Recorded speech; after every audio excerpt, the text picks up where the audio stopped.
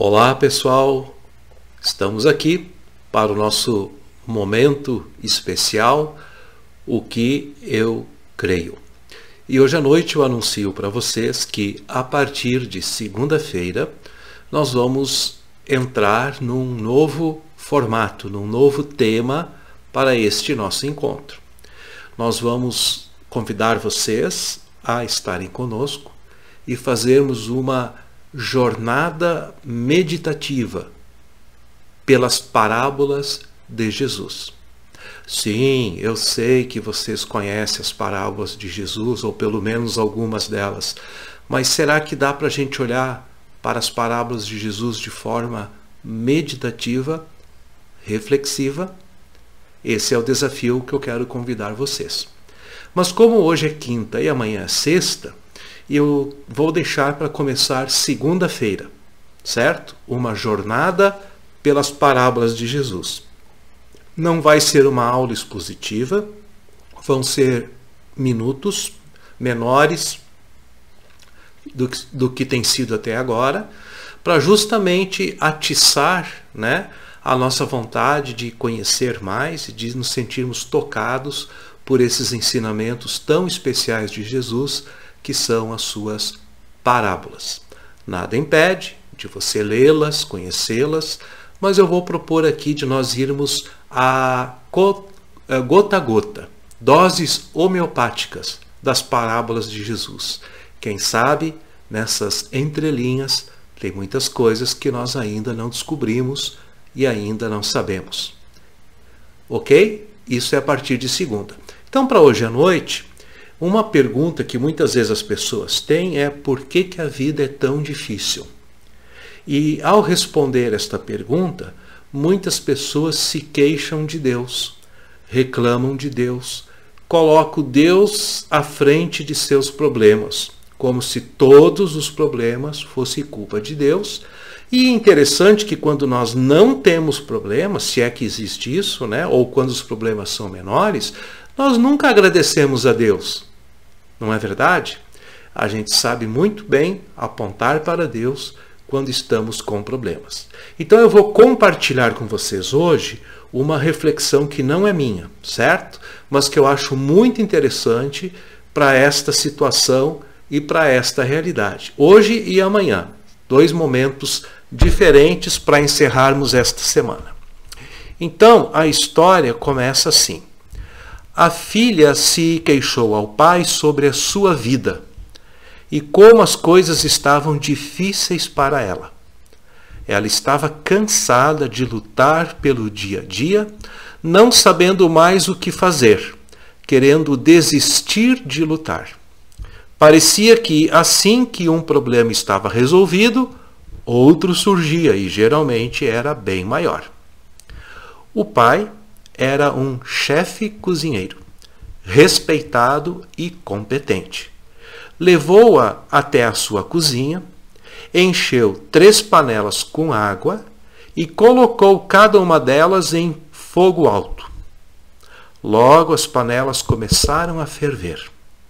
Em uma, ele colocou cenouras.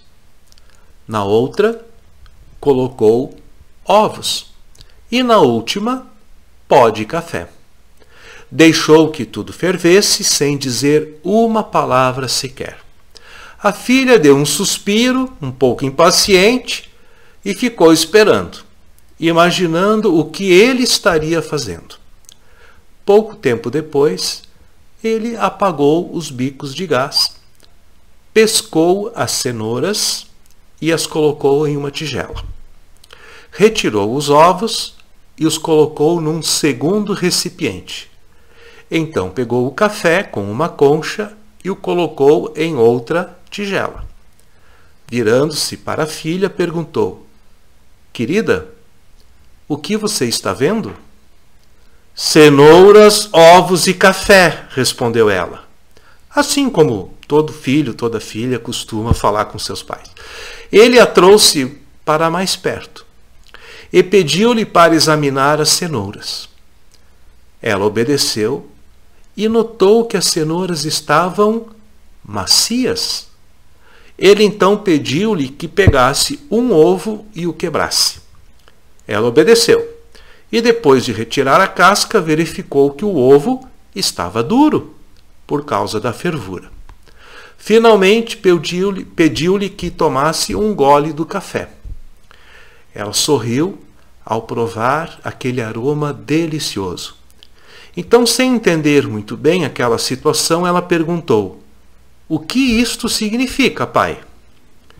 Ele explicou que apenas demonstrara que, enfrentando as mesmas condições de intempérie e temperatura adversa, no caso a água fervente, tudo se comporta e reage de maneira diferente.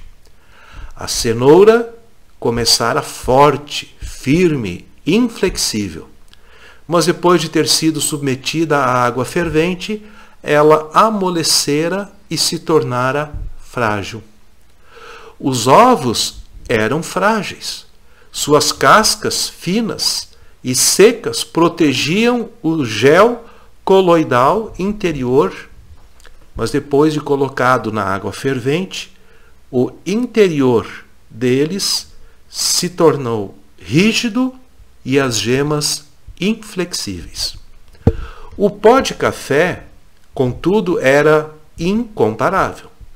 Depois que fora colocado na água fervente, havia mudado a composição, a cor e a natureza da própria água.